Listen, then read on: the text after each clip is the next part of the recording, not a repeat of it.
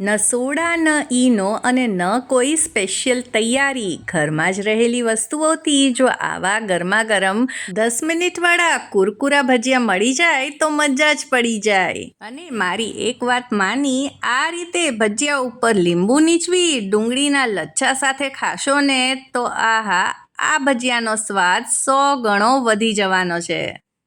અને હા, હજી સુધી જો તમે મારી ચેનલને સબસ્ક્રાઇબ કરી ના હોય તો જરૂરથી કરી દેજો. નોટિફિકેશન મળે તેના માટે બેલનું આઇકન જરૂર દબાવજો. અને જો આ રેસીપી પસંદ આવે તો તેને લાઈક કરી દેજો.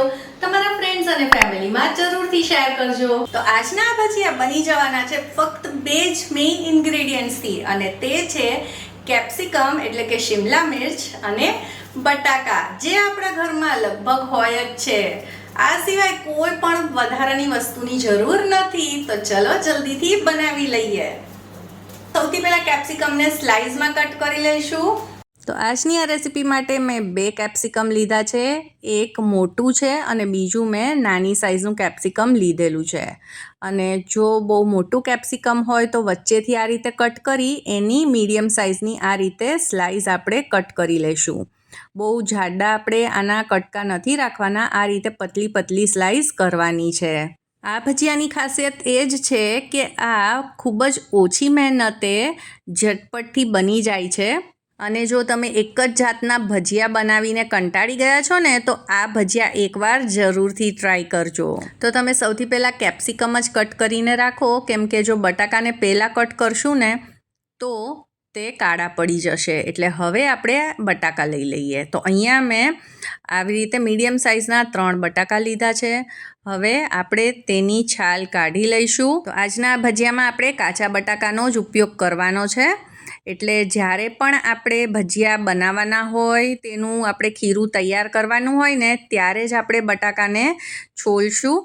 અને તમારે એક વખત આ છોલીને ધોવા હોય તો ધોઈ અને પછી આપણે આ રીતે મીડિયમ સાઇઝની ખમણી લઈ લઈશું અને બટાકાને ખમણીને આપણે લેવાના છે. હવે આ બટાકાને ખમણ્યા પછી આપણે તેને ધોવાના નથી કે પછી નથી પાણીમાં આપણે તેને રાખવાના. એટલે જ આપણે બટાકા પછી જ આ રીતના છીણવાના છે. તો આ રીતે મીડિયમ સાઇઝનું છીણ આપણને મળશે. તો આ રીતે મીડિયમ સાઇઝની ખમણી હશે ને તો આપણને એકદમ જ પરફેક્ટ છીણ મળશે, ન એકદમ ઝીણું ન એકદમ જાડું.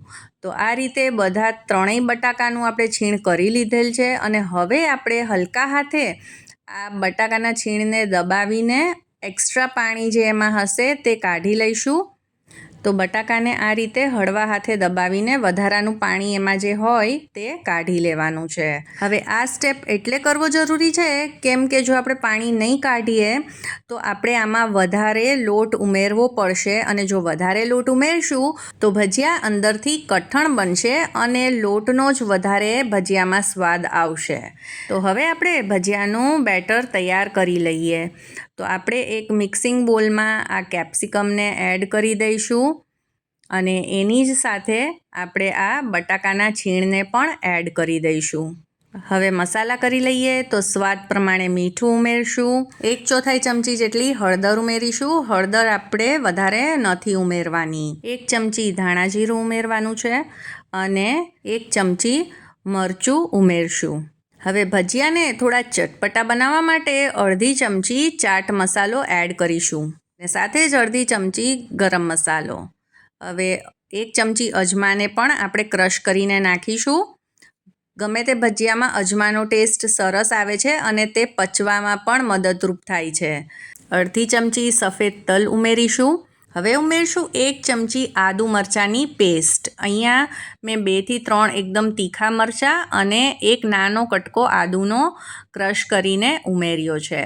હવે લીલા ધાણા પણ થોડાક સમારીને આમાં એડ કરી દઈશું. હવે આ ભજીયાને એકદમ જ કુરકુરા કરવા માટે ચોખાનો લોટ લેવાનો છે અને સાથે બેસન પણ લઈશું. તો સૌથી પહેલાં બંને લોટ આપણે 4-4 ચમચી ઉમેરીશું.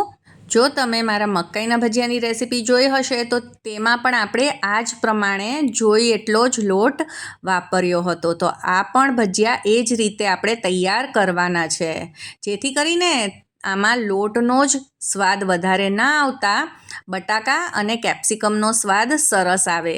હવે આ મિક્સ કર્યા પછી થોડા લોટની જરૂર લાગી રહી હતી, તો મેં ફરીથી બંને લોટ 3-3 ચમચી આમાં એડ કર્યા છે. હવે ફરીથી બધી વસ્તુને મિક્સ કરવાની છે. આપણે આમાં જરા પણ પાણી ઉમેરવાનું નથી. બટાકા અને કેપ્સિકમમાં જે પાણીનો ભાગ હોય તેનાથી જ આ આપણું ભજીયાનું બેટર તૈયાર થઈ જશે. તો જો બટાકાનું વધારાનું પાણી ન કાઢ્યું હોત તો એ માપનો પણ આપણે એક્સ્ટ્રા લોટ આમાં નાખવો પડત અને ભજીયામાં લોટનો જ સ્વાદ આવત. તો આ રીતે થોડું બેટર હાથમાં લઈ અને આપણે આ રીતે ભજીયું બનાવશું તો એ પ્રોપર શેપ લઈ લે, તો એનો મતલબ એમ છે કે આ બરાબર છે આટલું માપ. હવે વધારે લોટ નાખવાની જરૂર નથી. હવે ભજીયા બનાવવા માટે તેલ ગરમ થઈ ચૂક્યું છે, તો હવે આપણે આ રીતે નાના નાના બોલ્સ બનાવી અને ભજીયા બનાવી અને તેલમાં એડ કરતા જઈશું. હવે તમારે બહુ જ મોટી સાઇઝના ભજીયા નથી બનાવવાના, કેમ કે જો વધારે પડતા મોટા હશે તો અંદરથી થોડાક કાચા રહેશે.